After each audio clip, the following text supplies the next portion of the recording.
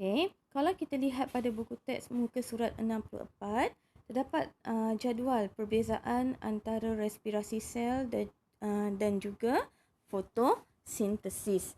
Okey, pada jadual ni kita lihat perbezaan yang pertama, respirasi sel ianya berlaku dalam mitokondria, manakala fotosintesis berlaku dalam kloroplas. Apa itu mitokondria dan juga kloroplas? Ini adalah struktur yang terdapat dalam sel. Okey, sama ada sel haiwan dan juga sel tumbuhan. Kalau awak tak tahu, boleh rujuk semula subtopik yang awal. Okey. Yang kedua, perbezaan yang kedua adalah respirasi sel ianya membebaskan tenaga. Okey, tenaga apa? Kalau awak lihat, okey, pada video saya yang awal, okey, respirasi adalah proses untuk menghasilkan tenaga. Jadi tenaga ni akan digunakan oleh kita ataupun haiwan untuk menjalani aktiviti harian. Manakala fotosintesis adalah proses yang menyerap tenaga. Tenaga apa? Tenaga cahaya. Okey. Yang ketiga, perbezaan yang ketiga, respirasi sel ia menggunakan tenaga kimia dalam makanan. Tetapi fotosintesis menggunakan tenaga daripada cahaya matahari. Okey, ini semua dah tahulah. Okey. Dan yang keempat, respirasi sel ni ianya berlaku pada semua hidupan. Manusia, haiwan, tumbuhan dan juga mikroorganisma. Tolong ingat ya, tumbuhan pun masih lagi menjalani respirasi sel.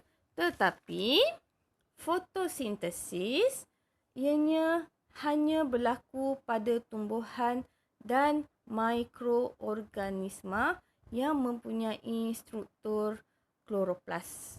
Okey, ada mikroorganisma yang tak ada kloroplas. Bila tak ada kloroplas, jadi mikroorganisma tu dia tak jalani fotosintesis. Ada mikroorganisma yang ada struktur kloroplas, jadi mikroorganisma itu dia boleh menjalani fotosintesis.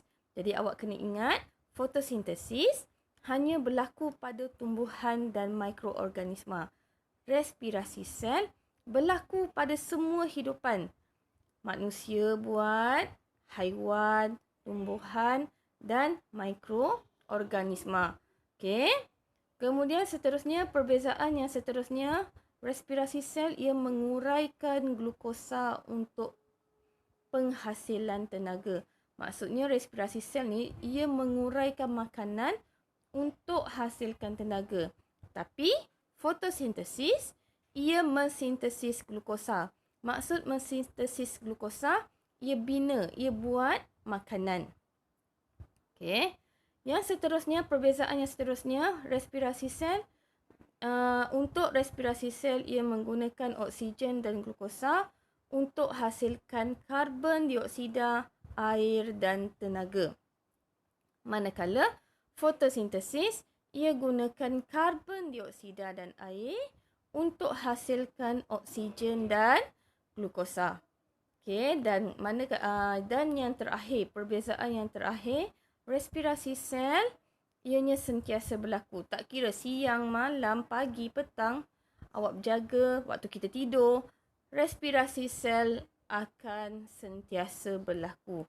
Manakala fotosintesis hanya berlaku ketika ada cahaya. Sebab awak kena ingat, okay, fotosintesis akan berlaku jika ada tenaga cahaya. Tak ada tenaga cahaya, fotosintesis tak boleh berlaku.